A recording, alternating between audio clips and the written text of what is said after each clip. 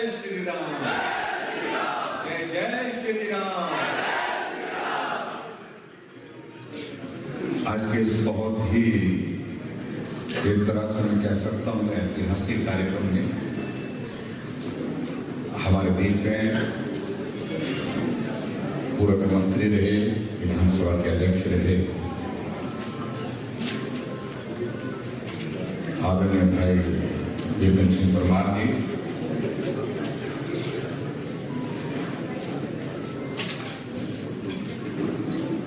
हमारे बीच में जिनका हमने अभी संबोधन सुना आपके इस धर्मशाला के लोकप्रिय विधायक रहे,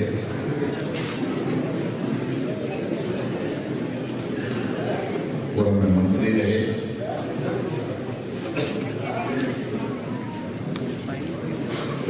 भाई सुदीप शर्मा जी, जो हमारी पार्टी की ओर से इस उपचुनाव के लिए और पार्टी की ओर से घोषित प्रत्याशी भी है। बड़े उत्साह के साथ उनको अपना समर्थन और सहयोग देने के लिए हम पर आए। ऐसे हमारे सुदीप शर्मा जी हमारे बीच में, हमारे पार्टी के उपाध्यक्ष, हमारे पुराने साथी कांगड़ा के लोकप्रिय विधायक भाई गौर काजल जी, पार्टी के हमारे महामंत्री भाई त्रिलोक कपूर जी, पूर्व में यहाँ के विधायक रहे भाई विशाल नेहरिया जी, पूर्व विधायिका रीता धीमान जी, जिला के हमारे अध्यक्ष सचिन शर्मा जी, पार्टी के हमारे साथी राकेश शर्मा जी, अमित जी, विश्व चक्र जी, विशाल जी, महेंद्र कौर जी, रंजू रस्तोगी जी, कन्हैया राणा जी, सभी पार्टी के पदाधिकारी, उपस्थित सभी भाइयों बहनों और पत्रकार,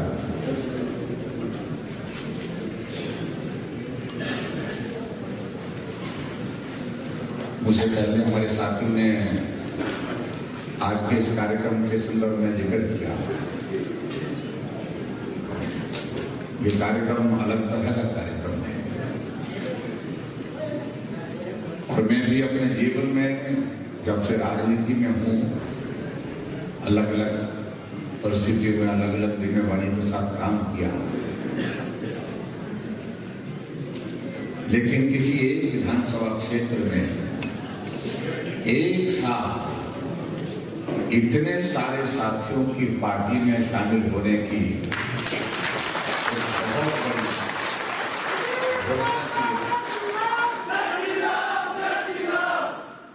ये मैं पहली बार देखा और इसलिए मैं सबको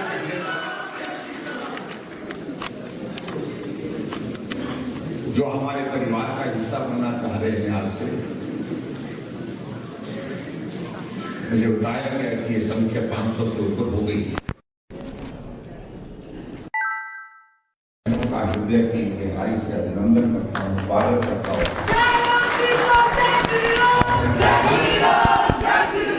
पार्टी में मोदी जी का परिवार और बड़ा हुआ और मजबूत हुआ और इसके लिए पार्टी की ओर से मैं आप सबका बहुत बहुत धन्यवाद करता हूँ, आप सबका अभिनंदन करता हूँ।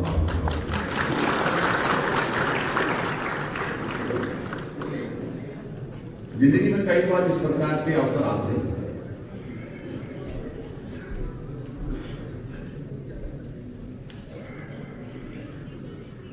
जब कुछ चीजें इस प्रकार से घटित होती है, वो हट करके अलग, और ये घटनाक्रम जो घटित हुआ जिसका साथियों ने जिक्र किया, ये घटनाक्रम जो घटित जिस प्रकार से घट करके आगे बढ़ा, और ये फिर अपने आप में ऐसा नहीं है कि सहज रूप से हुआ, ये भी अपने आप में बहुत बड़ी घटना है, हट करके है। इसलिए मैं बात के लिए जो उसके लिए मैं मजबूती के साथ कदम आगे बढ़ाया, जिन्होंने तय किया ये करना ही होगा और अब ये कर ही देना है, उसके लिए भाई सुधीर शर्मा जी को मैं बहुत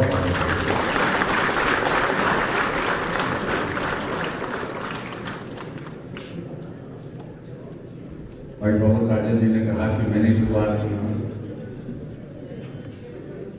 और उस वक्त के ये ऐसे हमारे साथ भी थे तो अच्छा वक्त नहीं था। सरकार बदले की भारतीय जनता पार्टी की, लेकिन आने वाले समय में क्या होगा इस सारी बात को लेकर के कहा नहीं जा सकता। उन्होंने कहा कि हम मोदी जी के साथ चलना चाहते हैं, भारतीय जनता पार्टी के साथ चलना चाहते हैं, मिलकर के काम करना चाहते हैं और आज आप हमारे बीच में हैं। और उसी दृष्टि से कि भारतीय जनता पार्टी अब देश की नहीं दुनिया की सबसे बड़ी पार्टी है, इस पार्टी का नेतृत्व ऐसा नेतृत्व है जो भारत का नेतृत्व कर रहा है, दुनिया को विश्व के नेता के रूप में छवि देखते हैं। ऐसे नेता के साथ चलना आज की आवश्यकता है। इसलिए भाई सुधीर शर्मा जी और इनके और बहुत सारे साथी ये कदम उठाए।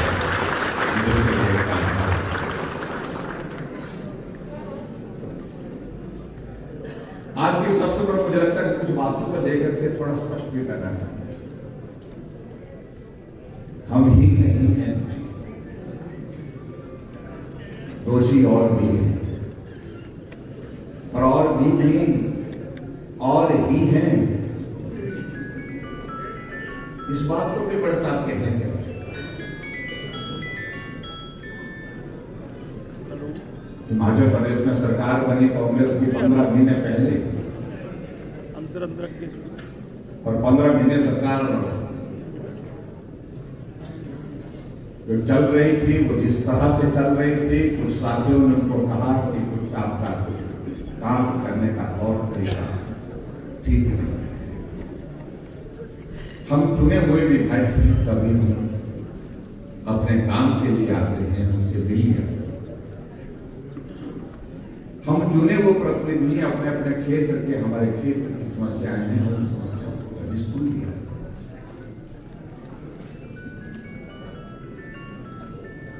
दौर चलता रहा, लंबा चलता रहा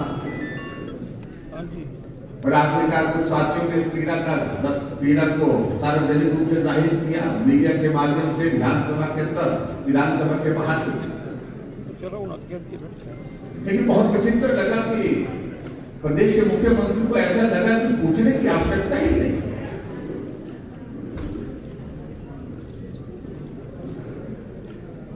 बुलाने की आवश्यकता ही नहीं, ये बोलते रहते हैं। और कुछ लोगों ने उनको कई तरह की बातें की, आप तो बहुत बड़े नेता हैं, मुख्यमंत्री हैं, आपको कौन चुनौती दे सकता है, आप इस तरह से करिए। और शायद उनके बाद दिमाग में बैठ गया।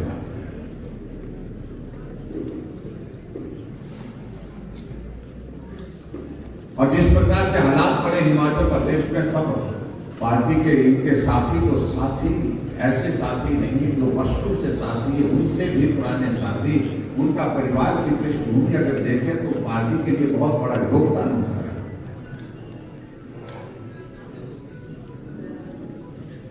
लेकिन सबको नजरअंदाज करते करते एक हालात ऐसे बने जब आखिरकार सब साथियों को कदम लेना पड़ा, कदम उठाना पड़ा।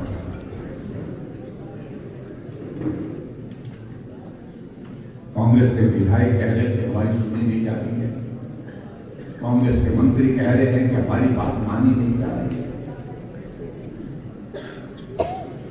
कांग्रेस की प्रदेश की अध्यक्षा कह रही है कि हालात ऐसे बन चुके हैं हिमाचल प्रदेश में कि चुनाव लड़ने की परिस्थिति रही नहीं है, कार्यकर्ताओं के काम नहीं हुए, लोगों के काम नहीं हुए, चुनाव लड़ने से मना कर दिया। जब वही इस तरह की परिस्थिति वहां पर थी तो आखिरकार उसमें दोषी हम कैसे? आखिरकार ये गुस्से का दौर यहां पर पहुंच गया है एक दिन जब राज्यसभा के चुनाव की तारीख तय हुई, कांग्रेस पार्टी के विधायकों ने, कुछ साथियों ने तय किया कि जो कैंडिडेट किया गया है ये प्रदेश से बाहर से रहा। कैंडिडेट तो कांग्रेस ने दिया, वो दिया जो राम मंदिर के विरोध में वर्षों से सुप्रीम कोर्ट में लड़ाई लड़ता रहा, इस बात के लिए लड़ता रहा कि राम थे ही, राम का अस्तित्व ही।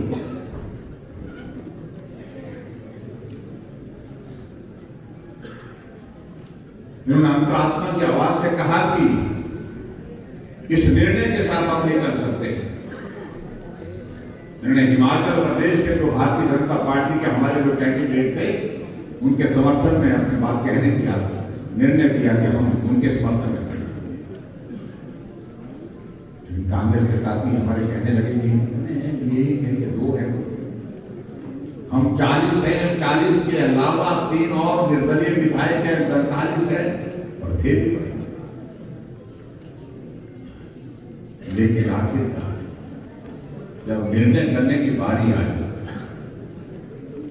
वो 43 से 34 पहुंचे, हम 25 से 34 पहुंचे।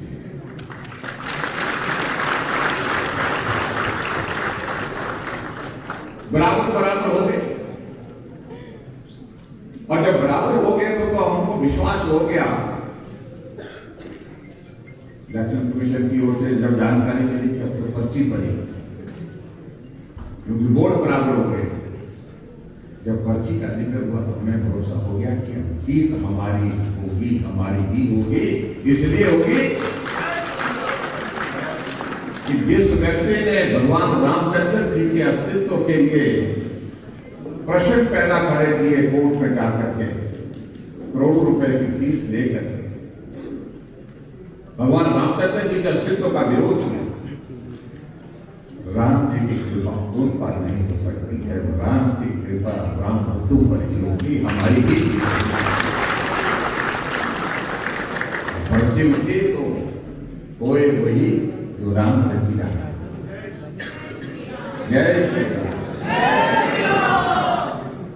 अब आप बताइए, हमें हमको बोल रहे हैं कि जिन्होंने ये किया उन्होंने वो किया। भगवान रामचंद्र जी की कृपा से ये होना ही था, इस तरह से ही होना था। और जब पर्ची भी निकली वो हमारे ही कैंडिडेट के पक्ष में निकली, तो भगवान रामचंद्र जी की कृपा राम भक्तों पर हमेशा इस प्रकार से बनी रही। उसका सीधा सा एक संदेश है कि राम का विरोध करने, सनातन का विरोध करने वालों को जीत हासिल नहीं हो सकती।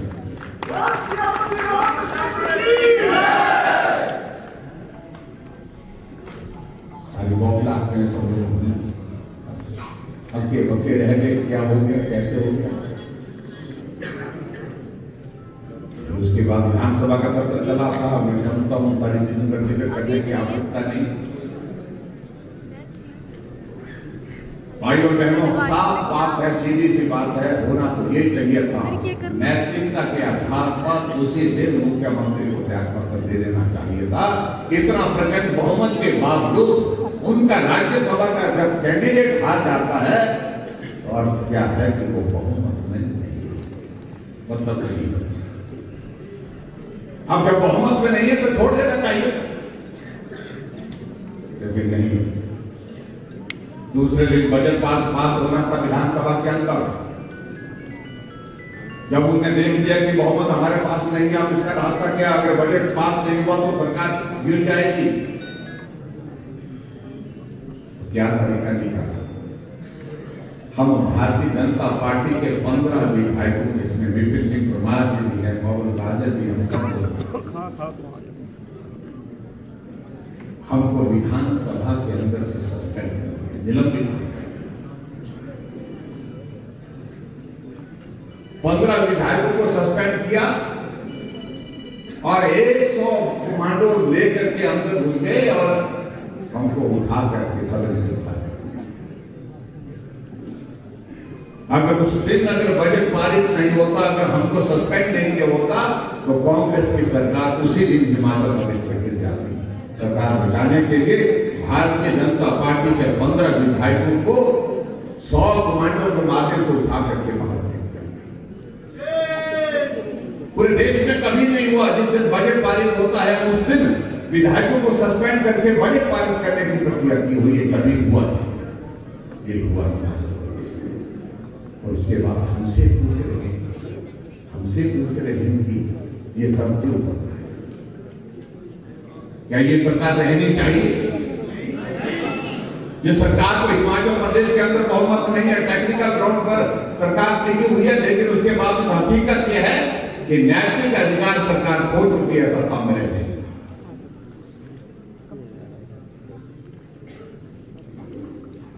और हद यही नहीं, उसके बाद ये हो गया विधायकों के ऊपर मामले दर्ज, विधायकों के ऊपर मामले दर्ज करने के साथ 6 विधायकों को निष्कासित करने सदस्यता इस्तेमाल,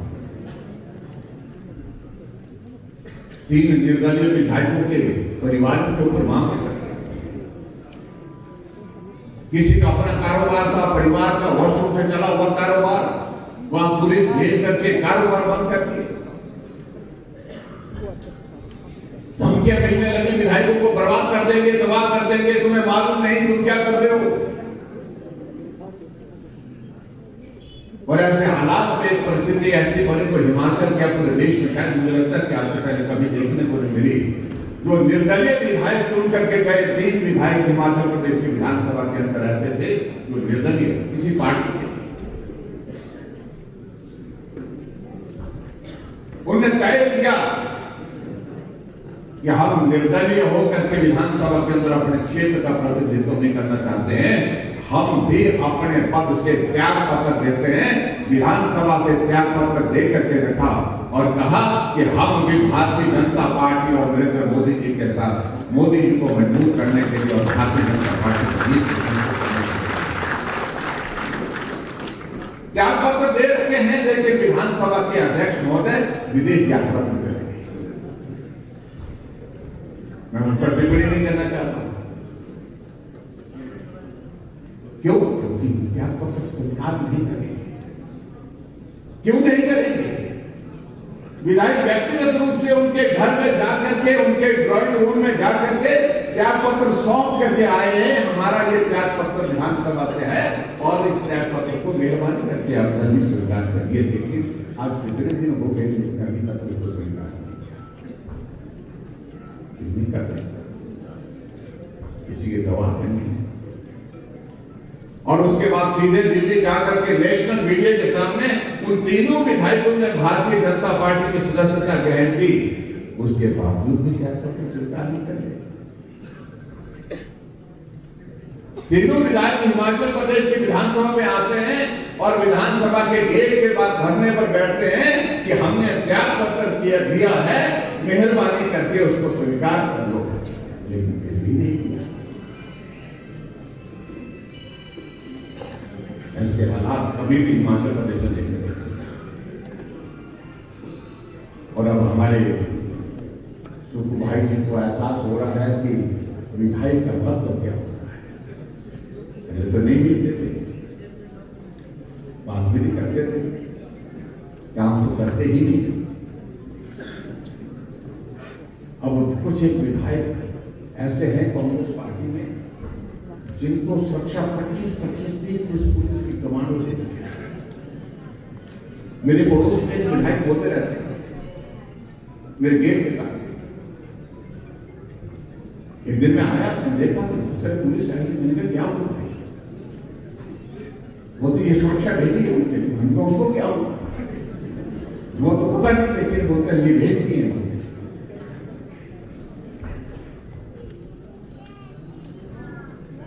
और ऊपर से रात को जब हम सोने लगे 10 बजे के बाद लाल बत्ती नीली बत्ती वाली गाड़ी आई चमचमाती हुई और कुछ कमांडो पुलिस के उसमें से उतरे और पुलिस के गाड़ी के साथ में थे और उनसे जो वहां सुरक्षा में वहां पर बैठे थे उनसे पूछने लगे कि विधायक महोदय है ना?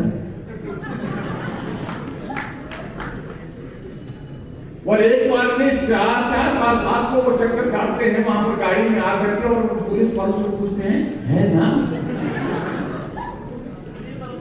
भाषा बदल गई।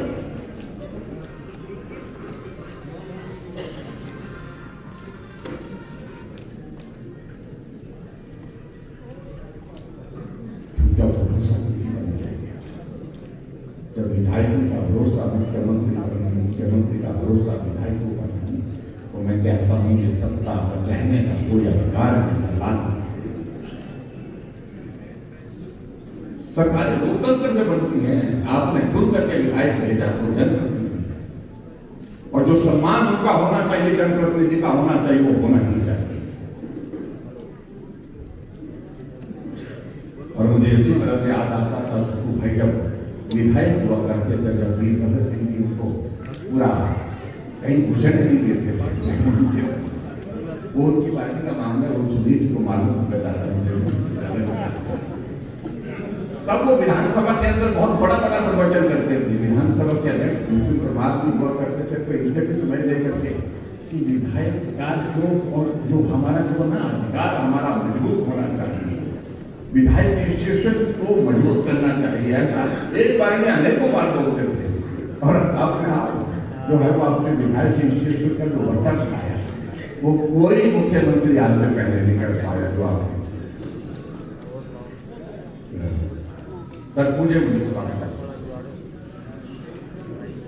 ये हालात बने और इस हालात के मुताबिक आज हम आप सबके बीच में हैं।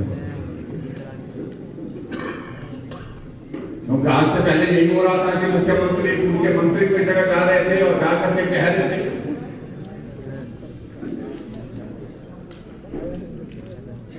ये भाजपा वर्ग ने किया, और जिन विधायकों ने किया उनके बारे में कई तरह की टिप्पणी की, मैं समझता हूं उचित नहीं है। और आज भी देख रहा था